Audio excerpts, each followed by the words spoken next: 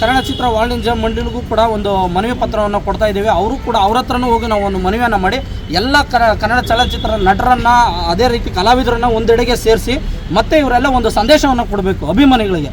ನಾವು ಚೆನ್ನಾಗಿದ್ದೀವಿ, ನಾವು ಯಾವುದೇ ಕಾರಣಕ್ಕೂ ನಮ್ಮ ಕನ್ನಡ ಚಲನಚಿತ್ರ ಏನಿದೆ ನಮ್ಮ ನಾಯಕ ನಟರು ಅನ್ಯ ಭಾಷಿಗರಿಗೆ ಒಂದು ನಗೆಪಾಟ್ಲಾಗುವಂಥ ಕೆಲಸ ಮಾಡಬಾರ್ದು ಅಂತೇಳಿ ಕನ್ನಡ ವಾಣಿಜ್ಯ ಮಂಡಳಿಗೂ ಸಹ ಒಂದು ಮನವಿ ಪತ್ರವನ್ನು ಕೊಡ್ತಾ ಇದ್ದೀವಿ.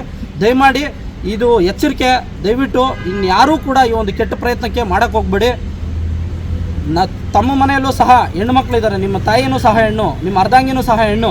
ಇವತ್ತು ಅಶ್ವಿನಿ ಮೇಡಮ್ ಅವ್ರ ಬಗ್ಗೆ ಅವಹೇಳನಕಾರಿಯಾಗಿ ಅಪಪ್ರಚಾರವನ್ನು ಮಾಡ್ತಾ ಇದ್ದಾರೆ. ಏನು ಅನ್ಬಾಕ್ಸ್ ಕಾರ್ಯಕ್ರಮದಲ್ಲಿ ಅವ್ರು ಬಂದ ಮೇಲೆ ಅದೊಂದು ಆ ಪದಗಳನ್ನ ಬಳಸೋದಕ್ಕೂ ನೋವಾಗ್ತಾ ಇದೆ ಮನಸ್ಸಿಗೆ.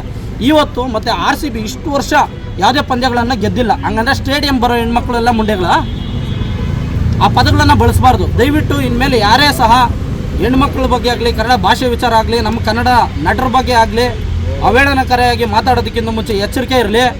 ದಯವಿಟ್ಟು ನೀವು ನಾಳೆ ದಿವಸ ಊರು ಬಿಡುವಂಥ ಕೆಲಸವನ್ನು ನಾವು ಮಾಡ್ತೀವಿ. ನೀವು ಹಂಗೂ ಮಾಡಬೇಕು. ನಮ್ಮ ತಂದೆ ತಾಯಿಗೆ ನನ್ನ 3 ಜನ ಮಕ್ಕಳು. ನಾವು ನನ್ನ ಪ್ರಾಣ ಧ್ರುವಣ್ಣನ ವಿಚಾರಕ್ಕೆ ಹೋದ್ರೂ ನಾವು ತಲೆ ಕೆಡಿಸ್ಕೊಳ್ಳೋಣ. ನಮ್ಮ ತಂದೆ ತಾಯಿ ನೋಡ್ಕೊಳಕ್ಕೆ ನನ್ನ ತಮ್ಮಂದಿರಿದ್ದಾರೆ.